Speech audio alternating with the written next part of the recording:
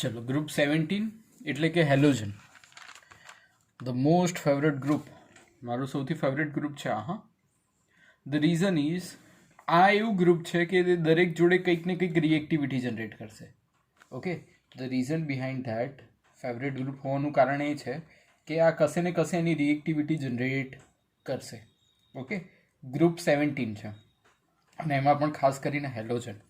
તો એવું કહેવાય કે હેલોજનમાં સ્ટાર્ટિંગ આપણે ખબર છે, પિરિયોડિક ટેબલ આપણે ભણ્યા એમાં આવી ગયું છે. તો કે ભાઈ ફ્લોરિન, ક્લોરિન, બ્રોમિન, આયોડિન અને એસ્ટેટાઇન આટલા એની અંદર આવે. બરાબર. હવે જો આ બધાની ઇલેક્ટ્રોનિક કન્ફિગ્યુરેશન લખતા શીખવાડું તમને. આ હેલોજન છે એટલે એની જનરલ કન્ફિગ્યુરેશન ખબર છે શું હોય, NH2NP5 હોય. આમ જનરલ ઇલેક્ટ્રોનિક કન્ફિગ્યુરેશન શું હોય, NH2NP5. પહેલાં લખી દેવાનું હિલિયમ, પછી લખી દેવાનું નિયોન, પછી લખી દેવાનું આર્ગન, પછી લખી દેવાનું ક્રિપ્ટોન અને પછી લખી દેવાનું સેનોન. બધાને લખતા શીખવાડ દઉં. જો હવે NH2NP5 છે તો એનની જગ્યાએ 2 મૂકો અને બીજા એનની જગ્યાએ 2 મૂકો એટલે થશે 2S2 2P5. આની થશે 3S2 3P5. બરાબર. આનું હવે જો P પતે એટલે અહીંયા D ચાલુ થાય એટલે 3D, 3Sનું 4S2 4P5, 3D નું થાય 4D. આ તો જે હતું એ જ. 4 નું શું થાય 5S2 5P5. 4D આવે એટલે 4F આવે એટલે 4F 14. 4D નું થાય 5D10, 5S નું થાય 6S2 અને 6P5. આ રીતે આની કન્ફિગ્યુરેશન લખવાની. બરાબર. હવે પહેલો ટોપિક જો આપણે ડિસ્કશન કરીએ તો let's discuss about atomic size. શેના વિશે ડિસ્કશન કરીએ? Atomic size. એટોમિક સાઇઝનું આપણે જોઈએ તો આ જે એલિમેન્ટ હોય છે, જેમ કે પિરિયોડિક ટેબલ તમે જોયું હોય તો આમાં 17મો બ્લોક અહીંયા છે. બરાબર. એટલે પહેલો અહીંયા છે તો પહેલા બ્લોકથી 17મા બ્લોક તરફ જાઓ. When you go from 1 block to 17th block તો સાઇઝ ધીમે ધીમે શું થતી જાય? ડિક્રીઝ થતી જાય. અહીંયાની સાઇઝ વધારે હોય અને લેફ્ટથી રાઈટ જાઓ એટલે સાઇઝ ડિક્રીઝ થતી જાય. તો આ ગ્રુપમાં ફ્લોરિન જે છે એ સૌથી સ્મોલેસ્ટ સાઇઝ છે એની. પિરિયોડિક ટેબલમાં સૌથી નાની સાઇઝ કોઈની હોય તો ફ્લોરિનની. હવે નીચે જેમ જેમ જાઓ, ડાઉન ધ ગ્રુપ જાઓ એમ સાઇઝ વધતી જાય. ડાઉન ધ ગ્રુપ જાઓ, ડાઉન ધ ગ્રુપ અહીંયા ફ્લોરિન હોય, ક્લોરિન હોય, બ્રોમિન હોય તો ડાઉન ધ ગ્રુપ જે છે એ સાઇઝ શું થતી જાય? ઇન્ક્રીઝ થતી જાય. બરાબર. તો આ થઈ શેની વાત કરી? એટોમિક સાઇઝની ડિસ્કશન કરી. હવે નેક્સ્ટ આપણે જો ડિસ્કશન કરીએ તો આયોનાઇઝેશન એન્થાલ્પી. નેક્સ્ટ ટોપિક શું આવશે? Ionisation enthalpy. આપણે નેક્સ્ટ ટોપિક જે જોઈએ એ છે આયોનાઇઝેશન એન્થાલ્પી. આયોનાઇઝેશન એન્થાલ્પી એટલે આઈ થાય સ્મોલમાં. બરાબર. તો આયોનાઇઝેશન એન્થાલ્પી જે છે એ શેના ઉપર ડિપેન્ડ કરશે? હાઈએસ્ટ જેટલો ન્યુક્લિયર ચાર્જ હશે. આયોનાઇઝેશન એન્થાલ્પી એટલે શું એ તો પહેલાં ખબર હોવી જોઈએ તમને. આયોનાઇઝેશન એન્થાલ્પી એટલે શું? એનો મિનિંગ એવો થશે કે જસ્ટ લાઈક ફ્લોરિન છે તો ફ્લોરિનની કન્ફિગ્યુરેશન શું છે? Helium 2S2 2P5. બરાબર. તો આ 2P5 માંથી જે 5 ઇલેક્ટ્રોન છે એમાંથી એક ઇલેક્ટ્રોનને બહાર કાઢવા માટે જે એનર્જી આપવી પડે એ એનર્જીને કહેવાય આયોનાઇઝેશન એન્થાલ્પી. બરાબર. તો હવે ખાસ કરીને આપણે અહીંયા ખબર છે કે ભાઈ ફ્લોરિન છે ને એની સાથે 2S2 2P5 છે. તો આયોનાઇઝેશન એન્થાલ્પી જેમ સાઇઝ ઓછી, જેમ સાઇઝ કેવી હોય? સ્મોલ હોય, એમ આયોનાઇઝેશન એન્થાલ્પી વધારે જોઈએ. કારણ કે નાની સાઇઝમાંથી ઇલેક્ટ્રોનને બહાર કાઢવો બહુ ખૂબ ટફ. એટલે સાઇઝ ઓછી એની આયોનાઇઝેશન એન્થાલ્પી વધારે. એટલે સૌથી વધારે ફ્લોરિનની, પછી ક્લોરિનની, પછી બ્રોમિનની ને પછી આયોડિનની. કોઈ બી કમ્પાઉન્ડમાં ફ્લોરિનની આયોનાઇઝેશન એન્થાલ્પી સૌથી વધારે છે. રીઝન શું? Size small. બરાબર. ચલો પછી થર્ડ જે જોશું તો આવશે મેલ્ટિંગ પોઈન્ટ અને બોઇલિંગ પોઈન્ટ. હવે સાઇઝ જેમ જેમ વધે એમ ફોર્સિસ ઓફ એટ્રેક્શન ને બોઇલિંગ પોઈન્ટ તો આગળ આવે છે ત્યારે હું તમને કરાવીશ. ચાલો કંઈ વાંધો નહીં. પછી નેક્સ્ટ આપણે જોઈએ ઇલેક્ટ્રોન ગેઇન એન્થાલ્પી. બરાબર. આના માટે મને નવું પેજ જોશે. Electron gain enthalpy.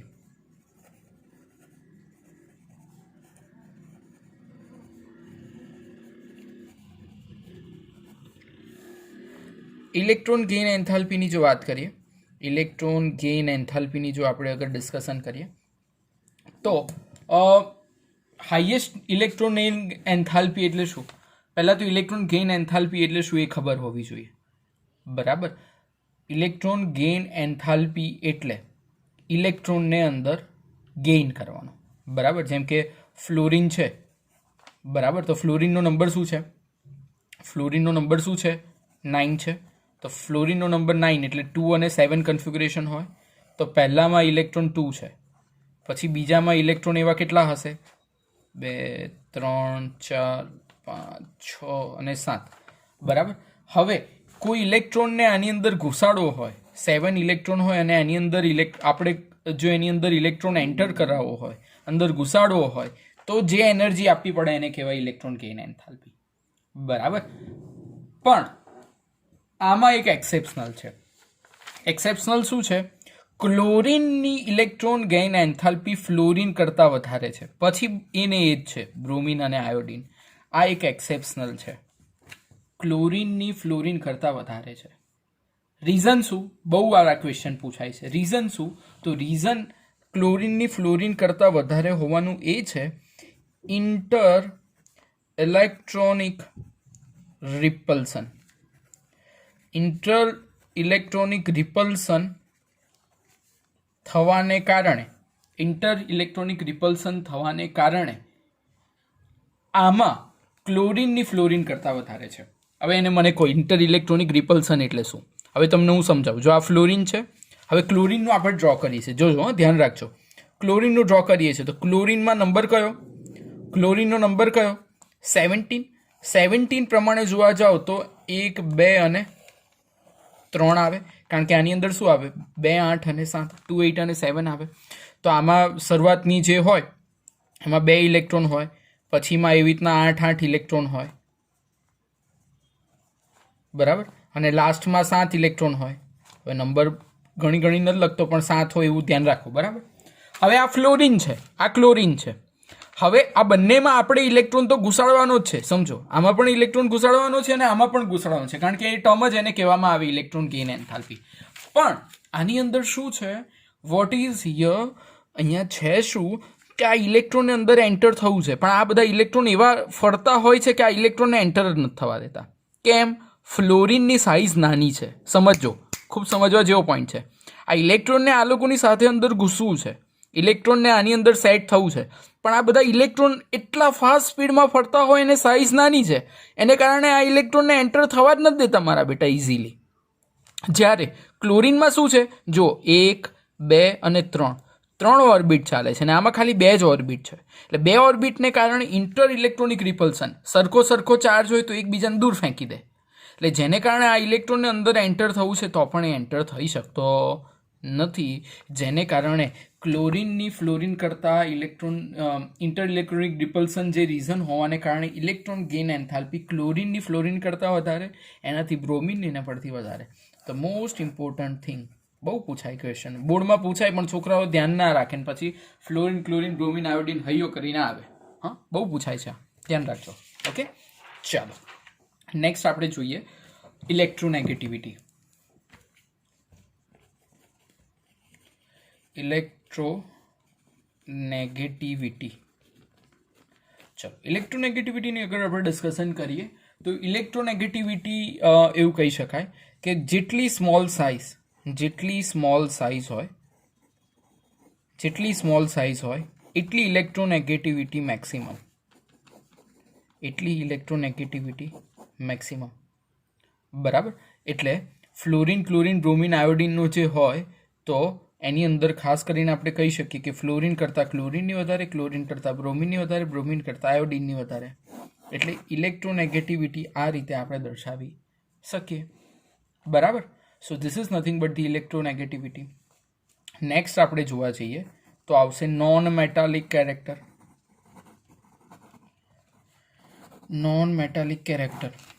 ચલો, હવે પિરિયોડિક ટેબલ છે, ધારો કે આ પીરિયોડિક ટેબલ છે, 17મો બ્લોક અહીંયા હોય, 17 ફ્લોરિન, ક્લોરિન, બ્રોમિન, આયોડિન આવું હોય. જેમ લેફ્ટ ટુ રાઇટ જાઓ એમ મેટાલિક કેરેક્ટર શું થતો જાય? ડિક્રીઝ થતો જાય. બરાબર, એટલે ધીમે ધીમે લેફ્ટ ટુ રાઇટ જાઓ એટલે મેટાલિક કેરેક્ટર ડિક્રીઝ થતો જાય. અને ડાઉન ધ ગ્રુપ જાઓ તો નોન મેટાલિક કેરેક્ટર શું થતું જાય? ડિક્રીઝ થતો જાય. બરાબર, એટલે લેફ્ટ ટુ રાઇટ જાઓ, જ્યારે લેફ્ટ ટુ રાઇટ આવો ત્યારે મેટાલિક જે કેરેક્ટર હોય એ કેવો થાય? ડિક્રીઝ. જેને કારણે ફ્લોરિન જે છે એ શું છે? નોન મેટલ છે. બરાબર, અને ડાઉન ધ ગ્રુપ જાઓ, નીચે જાઓ, બધા વર્ડ મારા વ્યવસ્થિત ધ્યાન રાખજો. ડાઉન ધ ગ્રુપ જાઓ એમ મેટાલિક કેરેક્ટર જે છે એ શું થતો જાય? ઇન્ક્રીઝ થતો જાય. Down the group metallic character decrease થતો જાય. જેનું રીઝન હું તમને કહી શકું, I2 જે છે એ મેટાલિક લસ્ટર છે. Metallic lustre. જ્યારે ફ્લોરિન, ક્લોરિન, બ્રોમિન તો બધા નોન મેટલ જ છે. બરાબર, એટલે આ થઈ આપણી મેટલ નોન મેટાલિક કેરેક્ટરની ડિસ્કશન. બરાબર, ચાલો હવે ઓક્સિડેશન સ્ટેટની ડિસ્કશન કરીએ કે આ લોકોની ઓક્સિડેશન સ્ટેટ કેવી રહે છે. સો ઓક્સિડેશન સ્ટેટની અગર જો આપણે ડિસ્કશન કરીએ, if you are discussing about the oxidation state, તો ઓક્સિડેશન સ્ટેટમાં શું થશે? NH2NP5 છે. શું છે? NH2NP5 છે. એટલે NH2NP5 હોવાને કારણે જો એક ઇલેક્ટ્રોન શું કરી દે? એક્સેપ્ટ કરે.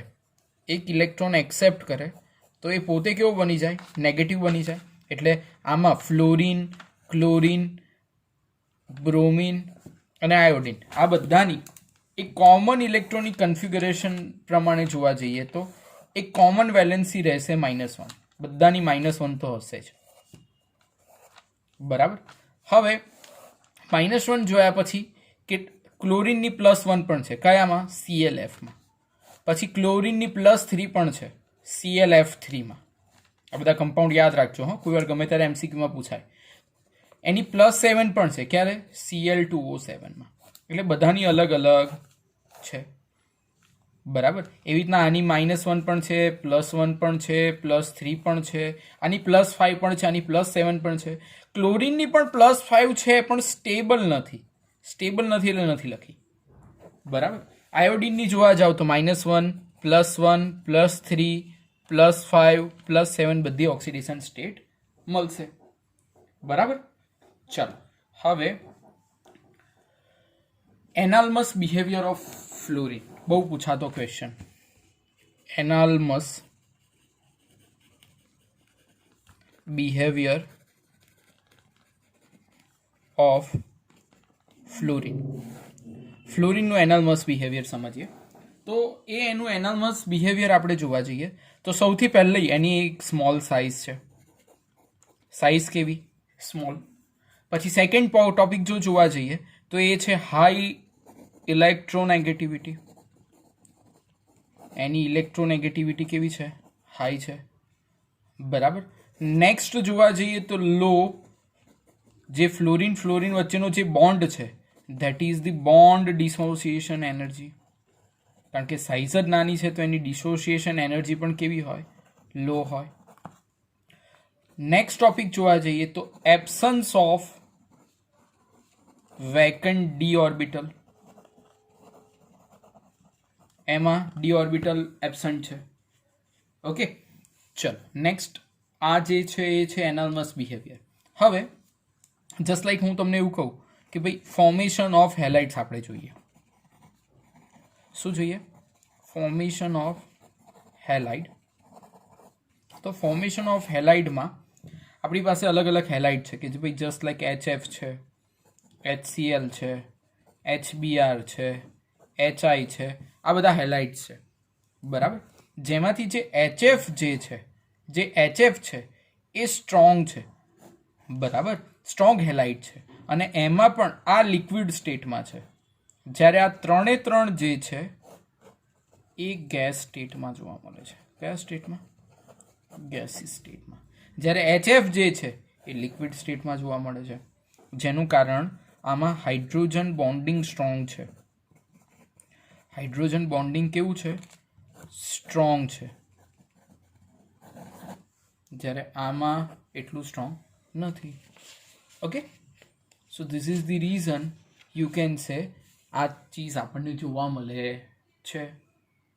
ઓકે, ચાલો હવે બોઇલિંગ પોઈન્ટ્સની ડિસ્કશન કરીએ. તો બોઇલિંગ પોઈન્ટ્સની અગર જો આપણે ડિસ્કશન કરીએ તો બોઇલિંગ પોઈન્ટમાં આ ખાસ ધ્યાન રાખવાનું છે. બહુ ક્વેશ્ચન પૂછાય છે બોઇલિંગ પોઈન્ટ, એમસીક્યુમાં બહુ પૂછાય છે, ધ્યાન રાખજો. બોઇલિંગ પોઈન્ટ્સમાં જે HFનો છે તો એ 293 કેલ્વિન છે, HClનો જે છે એ છે 189, HBrનો જે છે એ છે 206. તમારે આ યાદ નથી રાખવાના, તમારે ખાલી ઓર્ડર જ યાદ રાખવાનો છે. HIનો જે છે એ 238 કેલ્વિન છે. તો આના પરથી આપણે એવું કહી શકીએ કે સૌથી વધારે બોઇલિંગ પોઈન્ટ કોનો છે તો કે ભાઈ HFનો છે, પછી કોનો છે HIનો છે, પછી કોનો છે HBrનો છે, અને પછી કોનો છે HClનો છે. એટલે આ ઓર્ડર યાદ રાખવાનો, HF કરતાં HIનો, પછી HBr અને પછી HCl બોઇલિંગ પોઈન્ટ માટે. બરાબર. અને સેમ એવો એક ઓર્ડર અહીંયા જે છે એ પણ યાદ રાખવાનો મેલ્ટિંગ પોઈન્ટ માટેનો. શેના માટેનો? Melting point. મેલ્ટિંગ પોઈન્ટ માટે અગર આપણે જો જોઈએ તો HFનો 190 છે, HClનો 159 છે, HBrનો 185 છે, અને HIનો જે છે એ 222 છે. બરાબર. તો આ પ્રમાણે જો જોવા જઈએ તો ખાસ કરીને સૌથી પહેલાં આવશે HI, પછી આવશે HF, પછી આવશે HBr અને પછી આવશે HCl. બરાબર. એટલે આ પણ ઓર્ડર મેલ્ટિંગ પોઈન્ટ માટે યાદ રાખવાનો. બરાબર. આ બંને અલગ અલગ છે, ધ્યાન રાખજો. આ ઓર્ડર ખાસ પૂછાતા હોય છે એટલે વ્યવસ્થિત તૈયાર કરવાના. ઓકે, ચાલો નેક્સ્ટ હવે આપણે જોઈએ bond dissociation energy. Bond dissociation energy. ચલો, બોન્ડ ડિસોસિએશન એનર્જી એટલે શું? બોન્ડને ડિસોસિએટ કરવા માટે. બરાબર. જસ્ટ લાઈક HF છે તો HFમાં તમે જાણો છો કે ફ્લોરિનની સાઇઝ કેવી? નાની. સાઇઝ કેવી? સ્મોલ. સ્મોલ સાઇઝ હોય તો એને તોડવા માટે એનર્જી કેવી આપવી પડે? સ્મોલ સાઇઝ હોય તો એનર્જી કેવી આપવી પડે? વધારે. એટલે સૌથી વધારે બોન્ડ ડિસોસિએશન એનર્જી HFની, પછી HClની, પછી HBrની અને પછી HIની. HIની તો સાઇઝ મોટી એટલે ઇઝીલી તૂટી જાય, પણ HF જે એક એવો છે કે જેની બોન્ડ ડિસોસિએશન એનર્જી વધારે છે. ઓકે, ચલો પછી નેક્સ્ટ આપણે જો જોવા જઈએ તો થર્મલ સ્ટેબિલિટી. નેક્સ્ટ ટોપિક જે આવશે એ આવશે થર્મલ સ્ટેબિલિટી. ચલો, થર્મલ સ્ટેબિલિટીની અગર જો આપણે ડિસ્કશન કરીએ તો થર્મલ સ્ટેબિલિટીમાં જવાનું છે HF પર, પછી જવાનું છે HCl, HBr અને HI. બરાબર. તો HFની થર્મલ સ્ટેબિલિટી છે એ સાઇઝ નાની હોવાને કારણે એની સ્ટેબિલિટી વધારે, પછી Clની, પછી HB અને પછી HIની. નાનો હોય તો સાઇઝ નાની એટલે ઇઝીલી તૂટી ના શકે, સ્ટેબિલિટી વધારે. બરાબર. ચલો હવે નેક્સ્ટ આપણે જોઈએ એસિડિક કેરેક્ટર. બધા MCQમાં ગમે ત્યારે પૂછાઈ જાય એટલે ધ્યાન રાખજો. જેમ કે HF છે, HCl છે, HBr છે અને HI છે, ધ્યાન રાખજો. હવે HFમાંથી એસિડિક કેરેક્ટર જનરેટ કરવો હોય તો છૂટો શું પડવો જોઈએ? H+. હવે HFમાંથી H+ છોડવો હોય, સાઇઝ નાની છે, ઇઝીલી છૂટતો નથી, તો આનો એસિડિક કેરેક્ટર સૌથી ઓછો, પછી આનો એસિડિક કેરેક્ટર સૌથી વધારે, maximum. The reason is what? Size મોટી, H અને Iની સાઇઝ મોટી, થોડી એનર્જી આપો ને H છૂટો પડે એટલે H+, એટલે એસિડિક. એટલે આની એસિડિટી સૌથી વધારે, એસિડિક કેરેક્ટર સૌથી વધારે. બરાબર. ચાલો પછી રિએક્ટિવિટી ટુવર્ડ્સ ઓક્સિજન. ઓક્સિજન સાથે એ લોકો રિએક્ટિવિટી કરીને શું આપે? So reactivity towards oxygen. Reactivity towards oxygen જો જોઈએ તો ફ્લોરિન, ક્લોરિન, બ્રોમિન અને આયોડિન. બરાબર. આટલા હોય તો ફ્લોરિનના જે છે એ છે OF2 O2F2 એ પણ એના જ કમ્પાઉન્ડ છે. ઓકે, પછી Cl નું જોવા જાવ તો Cl2O ClO2 આ બધા યાદ રાખવાના. Cl2O6 Cl2O7 આ બધા આપણે કન્સિડર કરી શકીએ. પછી થશે Br2O Br2O BrO2 BrO3. I નું જોઈએ તો I2O4 I2O5 I2O7. Okay, so this is nothing but the reactivity towards the oxygen. સમજાય છે? ચાલો હવે reactivity towards the metal. Reactivity towards the metal. Metal સાથે રિએક્ટિવિટીમાં શું થાય? બરાબર, જનરલી જો એમ હોય that is called as a metal. મેટલની તમે હેલોજન સાથે, હેલોજન એટલે શું? એક્સ, એની સાથે પ્રોસેસ કરો તો બને શું? MX બને. બરાબર, એટલે મેટલની ફ્લોરિન સાથે એટલે MF, ક્લોરિન સાથે એટલે Cl, બ્રોમિન સાથે એટલે Br, અને આયોડિન સાથે એટલે Mi. તો આ બધાની રિએક્ટિવિટી જે છે સ્ટેબિલિટી આવી રહેશે. હવે આવા ક્વેશ્ચન પૂછાય છે કે ભાઈ SnCl4 છે, ગયા વર્ષે કે આગલા વર્ષે આવું પૂછાય તો SnCl4 છે ને SnCl2 છે, તો આ બંનેમાંથી કોવેલેન્ટ કોણ વધારે? તો જેટલા બોન્ડ વધારે બનાવ્યો, Sn સાથે 4 Cl4 એ બનાવ્યા છે તો એ વધારે કોવેલેન્ટ. જેમ કે તમને એવું પૂછે PbCl4 અને PbCl2 તો કોણ વધારે કોવેલેન્ટ? તો કે ભાઈ PbCl4 જ કોવેલેન્ટ વધારે થાય, એટલે જેના બોન્ડ વધારે એ વધારે કોવેલેન્ટ થાય, એવું ધ્યાન રાખવાનું. એટલે જનરલી આવા ક્વેશ્ચન પૂછાય તો તમારે વાંધો પડે નહીં. તો આ થઈ હેલોજનની ડિસ્કશન. ઓકે, દરેક પોઈન્ટ મગજમાં છપાઈ જવો જોઈએ તો તમને આ હેલોજનનું યુ કેન સે ઇન્ટ્રોડક્શન આવડ્યું કહેવાય. ઓકે, ચલો આજે આટલું રાખીએ છીએ. કાલથી એના કમ્પાઉન્ડ ચાલુ કરીને ગ્રુપ પૂરું કરીશું.